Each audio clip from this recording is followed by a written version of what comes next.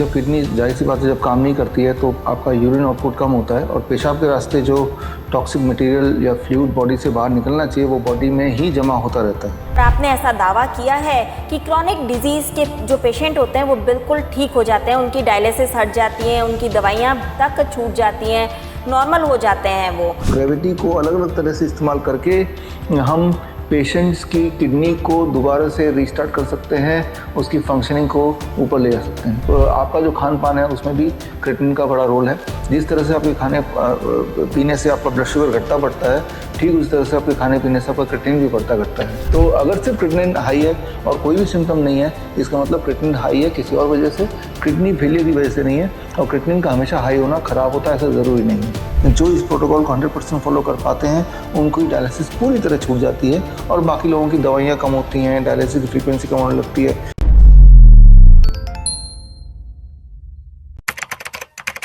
नमस्कार, D5 channel Hindi देख रहे दर्शकों का मैं वंदना स्वागत करती हूँ। आज एक बार फिर हम जुड़े हैं डॉक्टर विश्वरूप रॉय चौधरी जी से। डॉक्टर विश्वरूप, आपका बहुत बहुत स्वागत है हमारे इस प्रोग्राम में। धन्यवाद, थैंक यू।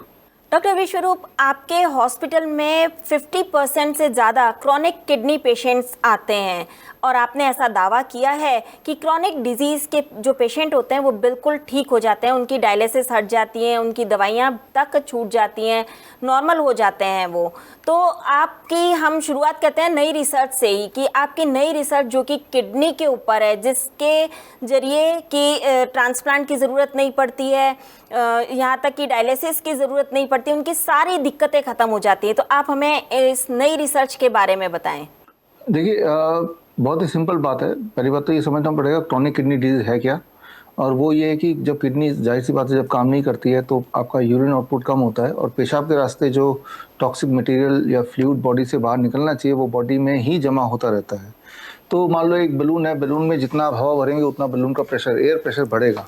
सिमिलरली हमारे बॉडी में जितना फ्लूइड बढ़ेगा उतना ब्लड प्रेशर बढ़ेगा, उतना जैसे हवा भरते हैं तो बलून का वॉल्यूम भी बढ़ता है।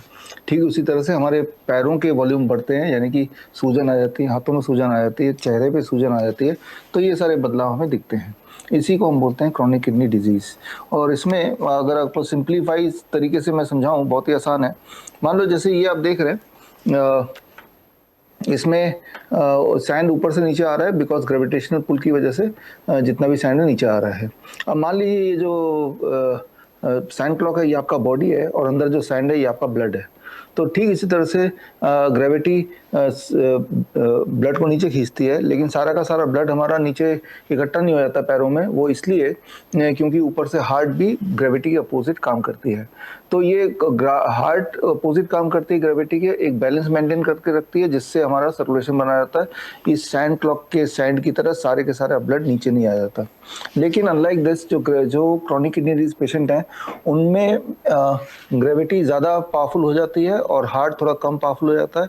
तो धीरे धीरे फ्लूइड डिपॉजिट पैरों के आसपास होने लगता है और किडनी का हस्तक्षेप भी कम होता है जिसकी वजह से।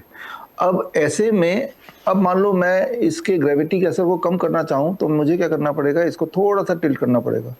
जैसे जैसे टिल्ट कर रहा हूँ वैसे वैसे ग्रेविटी का असर तो है लेकिन कम है। अगर मैं पूरा ही टिल्ट कर दूँ, ऐसे कर दूँ, अब आप देख रहे हैं कि ग्रेविटी का असर थोड़ा भी नहीं है और अब ट्रांसफ़र ऑफ सैंड एक तरफ से दूसरी तरफ नहीं जा रहा है। तो दिस मीन्स कि हम ग्रेविटी को मैनिपुलेट करके एक किडनी पेशेंट को ठीक कर सकते हैं। इसका ठीक उल्टा मैं कर दूंगा। अब अगर मैं इसका उल्टा टिल्ट कर दूं, अब जितना गया था वो भी वापस आना शुरू हो गया। तो जो चीज़ आप इसमें देख रहे हैं, अब जो फोर्स ऑफ ग्रेविटी उल्टी तरफ लगनी शुरू हो गई। तो यही चीज़ हम इंसान पे भी कर सकते हैं और करते हैं अपने हॉस्पिटल में। और हॉस्पिटल में अगर देखें सेम चीज़ अगर इंसान पे देखें तो किस तरह से काम करती है। मान लो एक किडनी डिजीज पेशेंट है, जब ये किडनी डिजीज पेशेंट खड़ा होगा तो जाहिर सी बात है पैरों में हाथों में उनकी सूजन आ जाएगी। लेकिन अगर उनको हम ऐसे लिटा देते हैं तो लिटाने में ग्रेविटी का असर कम है, और बल्कि अगर उनको टिल्ट कर देते हैं, जिसे हम बोलते हैं head down tilt, 10 degree angle में टिल्ट करते हैं बेड को। हमारे हॉस्पिटल देखेंगे ऐसे टिल्ट बेड बहुत सारे पड़े हैं जहाँ पे पेशेंट आके 2 घंटे लेटते हैं।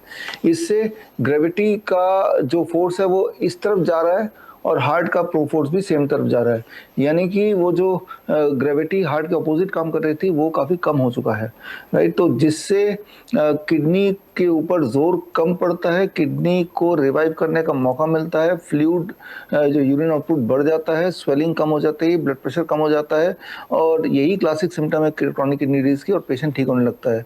तो सिर्फ आपको ये समझना है, खासतौर पे जो पेशेंट्स हैं, कि आप के पूरे बॉडी के खेल में ग्रेविटी का एक इम्पॉर्टेंट रोल है। उसको अगर आपने समझ लिया तो किडनी को ठीक किया जा सकता है, या ठीक हो सकता है, या हो जाता है। तो इतनी छोटी सी बात है। और इंटरेस्टिंग बात यह है कि ग्रेविटी कोई कोई कोई कोई बोतल में नहीं आएगी, उसको कोई बेच नहीं सकता, कोई खरीद नहीं सकता, वो हर जगह अवेलेबल है, बस उसको इस्तेमाल करना आना चाहिए, जिसके लिए मैंने आपको थोड़ा बहुत हिंट दिया कि किस तरह से हम इस्तेमाल करते हैं। तो यही रिसर्च है। इसी रिसर्च को ही हमने आगे बढ़ाया और देखा कि ब्लड ग्रेविटी को अलग अलग तरह से इस्तेमाल करके हम पेशेंट्स की किडनी को दोबारा से रीस्टार्ट कर सकते हैं, उसकी फंक्शनिंग को ऊपर ले जा सकते हैं। कैसे पता चलेगा किसी भी आम इंसान को कि वो क्रॉनिक किडनी डिजीज का पेशेंट है? आसान से शब्दों में बताइए हमें। देखिए, सिर्फ सिम्टम पे गौर कीजिए। पहला सिम्टम सबसे ज़रूरी कि पैरों हाथों में स्वेलिंग हो रही लगातार, तो ये पहली निशानी है। दूसरी निशानी है कि क्योंकि बॉडी में पानी जम रहा है, तो जाहिर सी बात है ब्लड का प्रेशर बढ़ेगा। अगर ब्लड का प्रेशर 190/100, 200/100 या 200/120 इस तरह से हो और दवाइयों से भी कंट्रोल ना हो, ये दूसरी निशानी हो गई। तीसरी निशानी, यूरिन आउटपुट ऐसे लोगों का कम होता है, जाहिर सी बात, आधे लीटर से कम अगर यूरिन आउटपुट है 24 घंटे में, दिन रात मिला के, यानी कि ये भी एक निशानी है। चौथी निशानी, जब पानी भर जाता है बॉडी में, तो जाहिर सी बात है हार्ट पे, लंग पे जोर आता है, जिससे उसके सांसें फूलने लगती हैं। वो थोड़ा भी चलेगा तो सांसें फूल जाएंगी। और पांचवी निशानी, इचिंग, राइट। तो जब पानी भर जाता है और पेशाब के रास्ते नहीं निकल पाता, तो वो स्किन के रास्ते बॉडी निकाल फेंकना चाहती है। तो ऐसे में स्किन में खुजली हो जाती है, जब टॉक्सिन स्किन में कहीं अटक जाता है। और इसके अलावा वोमिटिंग भी होती है। अब दबाव बॉडी में है फ्लूइड का, उससे जो आप खा रहे हैं वो उल्टी हो सकती है, तो ये भी एक निशानी है। तो ये इनमें जितनी सारी बातें बताई, इनमें से अगर तीन बातें, कोई भी तीन बात अगर हो साथ ही साथ, जिस तरह से सिर्फ वॉमिटिंग कोई करे, दैट डज नॉट मीन कि वो किडनी पेशेंट ही है, राइट। जिस तरह से सिर्फ बीपी हाई हो, तो दैट डज नॉट मीन वो किडनी पेशेंट है। तो जब भी कोई इनमें से तीन कम से कम सिम्टम साथ में हो, तो आप बोल सकते हैं कि ये किडनी की तरफ इशारा कर रहा है। हाई क्रेटिनिन, हाई पोटेशियम और ईजीएफआर के टेस्ट से डॉक्टर्स को पता चलता है। ये तीनों आंकड़े देख करके ही डॉक्टर बताते हैं कि ये किडनी पेशेंट हैं। तो सही मायने में इसका क्या अर्थ है, ये हम सबको समझाएं। देखिए, क्रेटिनिन जो है ये एक बहुत ही कंफ्यूजिंग आंकड़ा है। वो हमेशा ये नहीं दर्शाता कि किडनी पेशेंट हैं। क्रेटिनिन के बढ़ने के कई सारे कारण हो सकते हैं। जब भी कभी किसी को इन्फेक्शन होता है, मान लो आपको कोई इन्फ्लुएंजा हो गया या फिर आपको बुखार हो गया, तो ऐसे में भी आप देखेंगे थोड़े दिन के लिए क्रेटिनिन बढ़ जाता है। तो दैट डज नॉट रिप्रेजेंट कि वो किडनी फेल हो गया है, नंबर 1। नंबर 2, जो लोग स्टेरॉयड लेते हैं किसी भी वजह से, उनका क्रेटिनिन बढ़ा रहता है, तो स्टेरॉयड जिम्मेदार है, ना कि किडनी फेलियर जिम्मेदार है। तीसरे का कारण, आप देखेंगे जो पहलवान लोग हैं, उनका कभी केएफटी चेक कराएंगे तो उनका क्रेटिनिन बढ़ा रहेगा। जितने बॉडी मस्कुलर होगी उसमें क्रेटिनिन बढ़ जाता है। तो दैट डज नॉट मीन कि किडनी नहीं काम कर रही है। और चौथी बात, आपका जो खान पान है उसमें भी क्रेटिनिन का बड़ा रोल है। जिस तरह से आपके खाने पीने से आपका ब्लड शुगर घटता बढ़ता है, ठीक उस तरह से आपके खाने पीने से आपका क्रेटिनिन भी बढ़ता घटता है। आप एक्सपेरिमेंट करके देख सकते हैं। कुछ लोग, मान लो आप अपना केएफटी चेक कराते हैं, क्रेटिनिन चेक कराते हैं, उसके बाद आप रेड मीट खा लें खूब सारा, और उसके 2 घंटे बाद चेक करेंगे तो क्रेटिनिन आपको बढ़ावा मिलेगा। तो इसका मतलब ये नहीं कि आपका किडनी अचानक 2 घंटे में फेल हो गया। तो मैं ये बोलना चाह रहा हूँ कि जब भी किसी का क्रेटिनिन बढ़ता है, तो there are many things which it represents. हाँ, कभी कभी ऐसा होता है कि किडनी फेल होने के बाद भी क्रेटिनिन बढ़ जाता है, क्रेटिनिन इकट्ठे होने लगता है बॉडी में। लेकिन जब भी किसी का क्रेटिनिन हाई हो, तो कैसे पता चलेगा कि कौन सी वजह से क्रेटिनिन हाई है? तो उसके लिए जो मैंने अभी आपको बताया कि वो जो सिम्टम्स होता है, वो सिम्टम भी है और क्रेटिनिन भी हाई है, that is a true indicator कि हाँ, बात तो किडनी फेलियर की है। तो अगर सिर्फ क्रेटिनिन हाई है और कोई भी सिम्टम नहीं है, इसका मतलब क्रेटिनिन हाई है किसी और वजह से, किडनी फेलियर की वजह से नहीं है। और क्रेटिनिन का हमेशा हाई होना खराब होता है, ऐसा ज़रूरी नहीं है।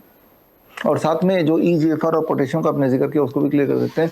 ईजीएफआर बड़ी इंटरेस्टिंग बात है।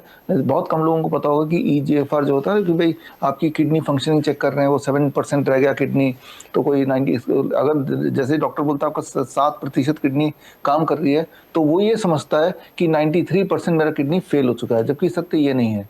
ईजीएफआर जो होता है एक मिसलीडिंग टेस्ट है। क्रेटिनिन जितना ज़्यादा होगा उतना ईजीएफआर कम होगा, क्योंकि ईजीएफआर का एक फॉर्मूला है और फॉर्मूले में क्रेटिनिन को नीचे नीचे डाल दिया है। तो जाहिर सी बात है मैथ्स के स्टूडेंट डिनोमिनेटर जितना ज़्यादा डाल देंगे, टोटल जो डिवीजन करके जो आंकड़ा आएगा वो उतना ही उसी रेशियो में कम आएगा। तो EGFR को अलग से नहीं टेस्ट करते, क्रिएटिनिन की वैल्यू को उठा के डाल दिया, आपकी एज डाल दी और आपका एज एंड क्रिएटिनिन ये दोनों चीज़ जब डाल दिया तो एक फॉर्मूले के अनुसार तो वो क्रिएटिनिन EGFR की वैल्यू आती है। तो EGFR को आपको रेफर करने की ज़रूरत नहीं है, वो डराने के लिए आंकड़ा दे दिया जाता है, उसका कोई भी रियलिटी से वास्ता नहीं है। EGFR को चेक करने का मेडिकल साइंस में कई सारे टेक्निक निकाले हैं, जैसे एक DTPA स्कैन से भी EGFR चेक करते हैं तो किडनी फंक्शनिंग। तो DTPA स्कैन का जो किडनी फंक्शनिंग का जो रिजल्ट आता है और EGFR जो क्रिएटिनिन वाला जो है वो ब्लड टेस्ट से रिजल्ट आता है, दोनों में कोई कंपैरिजन नहीं है, वो रैंडम कुछ भी आता है। तो बोलने का मतलब है कि रिलायबल तरीके नहीं है किडनी फंक्शनिंग के। रिलायबल तरीका तो सिर्फ एक ही है, वो ये कि अगर आपको कोई सिम्टम नहीं है, अगर आपका यूरिन आउटपुट आधे लीटर से अधिक है तो इसका मतलब आपका क्रिएटिनिन आपका किडनी सही काम कर रहा होगा। अब आते हैं आपका जो तीसरा आंकड़ा है जिससे लोगों को डराया जाता है, वो है हाई पोटेशियम। देखिए अब जब हम बोलते हैं हाई पोटेशियम, ये सच बात है कि हाई पोटेशियम कई बार इंसान के लिए फेटल होता है, कार्डियक अरेस्ट का कारण बनता है। लेकिन जब मैं बोलता हूँ हाई पोटेशियम तो कितने पोटेशियम को हाई पोटेशियम बोलेंगे आप? जिस तरह से मैं बोलता हूँ कि ये आदमी बहुत खाना खाता है, तो मेरा जो बहुत का डेफिनेशन क्या है? अगर मैं खुद 3 रोटी खाता हूँ, कोई अगर 4 रोटी खाता है तो मेरे लिए वो बहुत है। लेकिन कोई अगर 10 रोटी खाता है, उसको बोले देखिए ये बहुत खाना खाता है तो 4 रोटी खाता है, तो उसके लिए वो बहुत नहीं है। व्हेन वी से हाई पोटेशियम, तो हाई का डेफिनेशन भी इंसान से इंसान में फ़र्क करता है। एक नॉर्मल इंसान के लिए 6 पोटेशियम हाई हो सकता है, लेकिन जो क्रॉनिक किडनी डिजीज़ का ट्रू पेशेंट है उसके लिए 6 एक नॉर्मल पोटेशियम है।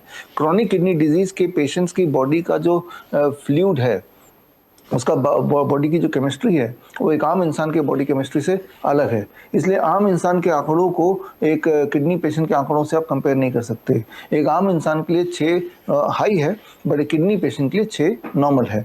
बल्कि जो पोटेशियम का जो और किडनी पेशेंट के मोर्टलिटी का संबंध है, इस पे जो क्लिनिकल ट्रायल हुए हैं वो या तो अंग्रेजों पे हुए हैं या ब्लैक्स पे हुए हैं। अंग्रेजों में ज़रूर ये देखा गया है कि जैसे जैसे पोटेशियम लेवल बढ़ता है किडनी पेशेंट्स में, उनके मोर्टलिटी के चांसेस बढ़ जाते हैं। इसका ठीक उल्टा ब्लैक्स में देखा गया है कि जैसे जैसे पोटेशियम लेवल किडनी पेशेंट के बढ़ते हैं वैसे वैसे उनकी डेथ उल्टा घटने लगती है। ये बड़ा इंटरेस्टिंग है। इस बात को पूरी तरह समझने के लिए आप मेरी किताब पढ़ सकते हैं, the fish tank model for heart care, इसमें मैंने दिया हुआ है। और हम ना तो ब्लैक है ना वाइट है, हम कहीं ब्राउन है। तो यहाँ के जो डॉक्टर्स हैं वो वाइट से इन्फ्लुएंस्ड हैं, वो वाइट को फॉलो करते हैं। तो वाइट को फॉलो करते हैं तो उनके जो भी आंकड़े उनके लिए सत्य है, वो आंकड़े हमारे ऊपर सत्य हो कोई ज़रूरी नहीं है। मेरे लिए 10 शू साइज़ फिट बैठता है तो ये ज़रूरी नहीं कि आपके शू साइज़ भी 10 ही होना चाहिए, और अगर 10 नहीं है उससे कम ज़्यादा तो सर्जरी करके कम ज़्यादा कर लो। तो वही वाली बात है कि किसी और के जूते में आपको फिट करना चाहते हैं तो फिट आप आ भी सकते हैं या नहीं भी आ सकते हैं। तो ये पोटेशियम को लेकर चिंता करने की ज़रूरत नहीं। सिर्फ इतना जान लीजिए कि हाई पोटेशियम या हाई पोटेशियम डाइट अगर आप कोई बोलता है कि बड़ा खतरनाक है, ऐसा नहीं है। बल्कि जो क्लिनिकल ट्रायल हुए उसमें देखा गया कि जिन किडनी पेशेंट को हाई पोटेशियम डाइट दिया गया, चाहे नारियल पानी हो, केला हो, पालक हो, टमाटर हो, उनकी किडनी डिजीज़ ठीक होने लगी, पूरी तरह ठीक हो गई। वो ट्रायल के बारे में अगर आपको जानना है तो भी आप ये किताब पढ़ सकते हैं, इसमें दिया है मैंने एविडेंसेस। अब इम्पॉर्टेंट बात है कि हमारे जो हॉस्पिटल्स में, hospital institute of integrated medical science, हमारे 20 ब्रांच में हम किडनी पेशेंट को हाई पोटेशियम डाइट देते हैं। हम उनको पालक देते हैं, टमाटर देते हैं, नारियल पानी देते हैं, केला देते हैं, फ्रूट्स देते हैं ढेर सारी, कच्ची सब्जी देते हैं ढेर सारा। तो नतीजा ये निकलता है कि उनकी किडनी फंक्शनिंग ठीक होने लगती है, उनके सिम्टम्स गायब होने लगते हैं, उनकी डायलिसिस की ज़रूरत कम होने लगती है, ख़त्म हो जाती है, तो उनकी दवाइयाँ छूट जाती हैं। तो ये साक्षात है, ये सबूत है। और इससे ये मैंने लिटरेचर के सबूत भी बोल दिए, मैंने अपने पेशेंट के बारे में बता दिया। तो जाहिर सी बात है ये सारे आंकड़ों से आपको डराया जाता है, और जब इंसान डर जाता है तो अपनी सूझबूझ खो बैठता है, और डरे हुए इंसान को लूटना आसान है। इसीलिए ये सारे आंकड़े बना के आपको पेश कर दिए गए। एक ऐसा इंसान जो पेशेंट भी नहीं सही तरीके से, ऑलमोस्ट हेल्दी है, लेकिन आंकड़ों के डर से वो डायलिसिस चुंगल में फंस जाता है। और डायलिसिस एक ऐसी चीज़ है, एक बार डायलिसिस होने लगे तो ट्रूली किडनी तो फंक्शनिंग और कम होती जाती है, किडनी वाकई में डैमेज होने लगता है। तो this is the complete things. मैं ये बोलना चाह रहा हूँ कि ये आंकड़ों का खेल को आप पूरी तरह समझिए, ये किताब पढ़ के, सारे सबूत पढ़ के, और जिन डॉक्टरों ने घोषित कर दिया आपकी किडनी पेशेंट है उनको कन्फर्म भी कीजिए। तो ताकि, क्योंकि बात यहाँ पे आपके लाइफ एंड डेथ का है, थोड़ा बहुत एजुकेशन आप ही को लेना पड़ेगा। आपके हॉस्पिटल में ऐसा क्या प्रोटोकॉल फॉलो किया जाता है जिसके जरिए पेशेंट बिल्कुल ठीक होकर के जाते हैं? देखिए हमारे क्रॉनिक किडनी डिजीज के पेशेंट अधिकतर ठीक हो जाते हैं पूरी तरह से, और उसके लिए हेड डाउन टिल्ट जो हमने बताया था 2 घंटे इस तरह के बेड में उनको लिटाते हैं इस पोस्चर में। Step 1। Step 2 hot water immersion. Hot water immersion इसे हम जस्ट सिस्टम जो टेक्निक है हमारा जो मैंने जिसका आविष्कार किया उसका नाम है grad system, gravitational resistance and diet system. यानी कि ग्रेविटी और डाइट का यूज़ करके हम पेशेंट को ठीक कर रहे हैं। ग्रेविटी का उपयोग करने के लिए हॉट वाटर इमर्शन टब में हम बिठाते हैं, 40 डिग्री के टेम्परेचर में गले तक पानी है और 2 घंटे उनको बैठना है। तो जो एटमॉस्फेरिक प्रेशर आपके और मेरे सिर पे से पड़ रहा है, लेकिन इनके बॉडी में जहाँ तक पानी है वहाँ उस लेवल तक वाटर का प्रेशर भी पड़ रहा है। ये जो प्रेशर डिफरेंस है अलॉन्ग विद द हीट, इसमें the skin becomes the third kidney, और जो चीज़ पेशाब से नहीं निकल पा रहा स्किन के रास्ते वो निकलने लगती है। पेशेंट का 2 घंटे बाद जब ब्लड प्रेशर चेक करते हैं वो नीचे आने लगता है, उनका जो फ्लूइड डिपॉजिट या सूजन थी वो गायब होने लगता है, उनके सिम्टम कम होने लगते हैं पहली बार में ही। लेकिन ये बार बार करते हैं तो उनकी डायलिसिस की फ्रीक्वेंसी कम होने लगती है।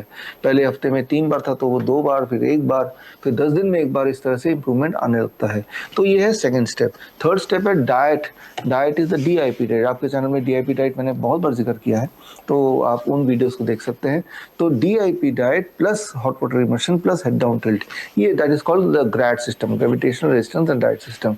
ये मेरी जो इन्वेंशन है, इसके माध्यम से हम पेशेंट्स को ये आप जरूर नहीं कि हमारे हॉस्पिटल में आके करें, ये तो घर पे भी आप कर सकते हैं। और इससे हमारे पेशेंट उनके सिम्टम कम होने लगते हैं, वो ठीक होने लगते हैं, उनकी डायलिसिस पे निर्भरता कम होने लगती है, और फाइनली एक दिन आता है जब उनको हॉट वाटर इमर्शन और हेड डाउन टिल्ट की आवश्यकता नहीं पड़ती, सिर्फ DIP डाइट से ही वो पूरी तरह हेल्दी लाइफस्टाइल गुजार सकते हैं। जैसा कि अभी आपने बताया हमें कि बहुत सारे दर्शक इसे घर पर भी कर सकते हैं, उन्हें हॉस्पिटल आने की ज़रूरत नहीं पड़ती है, मगर कुछ दर्शक ऐसे भी होते हैं जो घर पे भी नहीं कर पाते हैं और हॉस्पिटल आने जितने पैसे भी नहीं होते हैं उनके पास में, तो ऐसे में वो क्या करें, उनके लिए कुछ उपाय बताएं आप। देखिए हमारा एक हॉस्पिटल है जालंधर में जो कि दयानंद आयुर्वेदिक कॉलेज के कैंपस में है, हिम्स जालंधर। यहाँ पे हम फ्री सेवा देते हैं। ऐसे जो गरीब लोग हैं वो हमारे टच में आए, bishrup.com में आके अप्लाई करें, और बिलो पॉवर्टी लाइन के पेशेंट्स, तो वहाँ पे रहना, खाना पीना, इलाज सारा कुछ फ्री होता है, तो वहाँ जाके वो इलाज ले सकते हैं। अभी तक आपने जो भी बातें बोली, जो भी सिस्टम बताया, क्या इसका कोई एविडेंस भी है? अगर है तो हमारे दर्शकों को ज़रूर बताएं। एविडेंस होना बड़ा इम्पोर्टेंट है। एविडेंस के लिए सबसे पहले तो ये किताब है जो हमने अभी अक्टूबर महीने में रिलीज़ की थी, व्हेन क्योर इज क्राइम। इसमें हमारे कुछ इंपॉर्टेंट पेशेंट्स के टेस्टिमोनियल हमने डाले हैं, उनके केस स्टडी डाले हैं, और QR कोड से आप उनको उनके रिपोर्ट स्कैन कर सकते हैं, कौन से हॉस्पिटल में पहले थे वो स्कैन कर सकते हैं, उनके वीडियो टेस्टिमोनियल देख सकते हैं, कुल मिला के आप उन तक पहुँच सकते हैं। तो एक तो ये हो गया, और दूसरा ये हमारे जो बनाए हुए टेक्निक पे ऑब्जर्वेशन स्टडी की गई Shridhar university and Dayanand Ayurvedic college के माध्यम से, और उन्होंने पाया कि 75% पेशेंट जो इस प्रोटोकॉल को 100% फॉलो कर पाते हैं उनकी डायलिसिस पूरी तरह छूट जाती है, और बाकी लोगों की दवाइयाँ कम होती हैं, डायलिसिस की फ्रीक्वेंसी कम होने लगती है। तो ये दूसरा एविडेंस है। और जो मैंने आपको साइंस बताई कि ग्रेविटी हमारे बॉडी में कैसे काम करता है, हॉट वाटर इमर्शन से कैसे फ़ायदा हो सकता है, इसकी जानकारी के लिए ये जो मेडिकल लिटरेचर में, मेन स्ट्रीम मेडिकल लिटरेचर में ऑलरेडी ये सारी बातें का जिक्र है, तो वो सारे रिसर्च पेपर इसमें डाल दिए हैं। आयुर्वेदिक कॉन्टेक्स्ट में भी जो मैंने आज आपको बताया, ये सारी चीज़ें पहले से ही लिखी हुई हैं, वो आयुर्वेदिक कॉन्टेक्स्ट भी इस किताब में डाल दिया है। तो कुल मिला के ये तो 3 किताबें, 3 में से ये 2 किताबें तो हिंदी इंग्लिश दोनों सब्जेक्ट में, दोनों भाषाओं में है। ये तीनों किताबें अगर आप पढ़ लें, जो कि आप फ्रीली डाउनलोड कर सकते हैं हमारे वेबसाइट से, bishrup.com/ebook, BISWAROOP.com/ebook में जाके। हालांकि ये दुनिया भर के बड़े बड़े प्लेटफॉर्म्स में बिक रहा है, अमेज़न, फ्लिपकार्ट वगैरह में, बट फ्री डाउनलोड हमारे वेबसाइट से कर सकते हैं। और इससे आपको अपने आप को कन्विंस करने के लिए जितने तरह के एविडेंस चाहिए, चाहे वो ऑब्जर्वेशन स्टडी हो, चाहे वो केस स्टडी हो, चाहे वो क्लिनिकल ट्रायल हो, चाहे हमारे पेशेंट के टेस्टिमोनियल हो, उनके पुराने और नए रिपोर्ट्स हों, सारा कुछ आपको इस पर मिल जाएगा। और उसके बाद मुझे लगता है कि कन्फ्यूजन की कोई गुंजाइश ही नहीं रहेगी। इसके अलावा जो मैंने अभी बताया आपको, ये किताब और है, इसको भी देखेंगे तो इसमें भी डायग्नोस्टिक के इम्पॉर्टेंट जो प्रिंसिपल्स हैं वो हैं, और डायग्नोस्टिक फ्रॉड कैसे होता है, कैसे एक हेल्दी पेशेंट को पूरी तरह से कन्विंस कर देते हैं कि आप बहुत बीमार हैं और आपको डायलिसिस करना पड़ेगा, वो सारी बात जानकारी इसमें दी हुई है। मैं दर्शकों से अनुरोध करूंगी कि वो इन सभी एविडेंस को जरूर देखें और आपसे ये बात मैं कहना चाहूँगी कि आप जनता तक अपने सभी चीज़ों को पहुँचाने के लिए क्या करें, अपनी सभी अभी जो नया आपने रिसर्च निकाली है इसको भी पहुँचाने के लिए आप क्या कर रहे हैं? देखिए, समय आ गया कि जनता को अपना डॉक्टर बनना पड़ेगा। हमारे हॉस्पिटल का नाम है hospital and institute of integrated medicine. समय जमाना इंटीग्रेटेड मेडिसिन का है, ना तो ये एलोपैथी का ज़माना है, ना ये होम्योपैथी का, ना ये आयुर्वेद का। अब बात करते हैं सारे पैथी का बेस्ट को लेके एक पेशेंट सेंट्रिक इलाज हो जाए। उसमें एक्यूप्रेशर भी शामिल हो, उसमें नेचुरोपैथी भी शामिल हो, जिसको जिस चीज़ की जितनी ज़रूरत है वो एक कॉम्बिनेशन हो।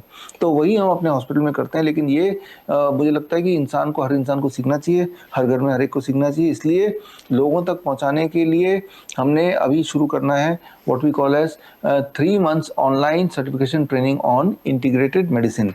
ये दुनिया का पहला online integrated UGC approved university certified online and correspondence course होगा।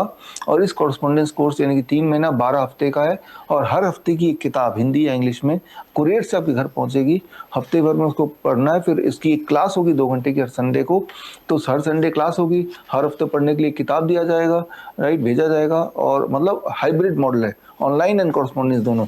और साथ साथ में उसके टेस्ट होते जाएंगे और 3 महीने बाद अगर टेस्ट में पास हो जाते हैं, कंप्लीट कर लेते हैं सक्सेसफुली, तो आपको यूनिवर्सिटी अप्रूव सर्टिफिकेट मिलेगा।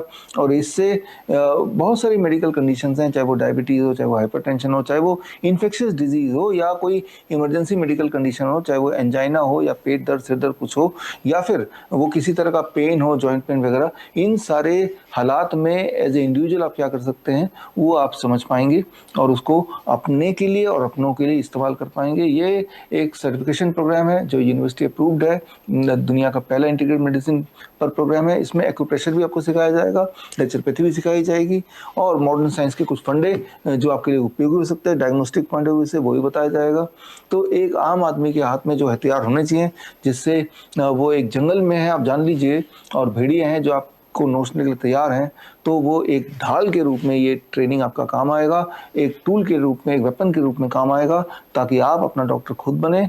और जब भी कुछ भी ऐसा, हम बोल नहीं सकते कि हम बीमार पड़ेंगे नहीं, लेकिन हम ऐसा बोल सकते हैं अगर हम बीमार पड़ गए तो हमें पता है हमें क्या करना है। तो इससे आपको अपने ऊपर कॉन्फिडेंस आएगा, आप ज़िंदगी को और अच्छा जी पाएंगे। तो जो बजाय इसके कि लाखों रुपए आप हॉस्पिटल में खर्चा करें, दवाइयों का खर्चा करें, आप थोड़ा टाइम का खर्चा करके हमारे इस ट्रेनिंग प्रोग्राम का पार्ट बने। vishwaroop.com/IM में जाके इस ट्रेनिंग के बारे में और जान सकते हैं, चाहे तो इसमें रजिस्टर भी कर सकते हैं। हमें उम्मीद है हमारे दर्शकों को ये जानकारी ज़रूर पसंद आएगी और वो आपसे संपर्क भी करेंगे। डॉक्टर विश्वरूप, हमसे जुड़ने के लिए आपका बहुत बहुत धन्यवाद। Thank you. अगले एपिसोड में आपसे फिर मुलाकात होगी, तब तक के लिए नमस्कार।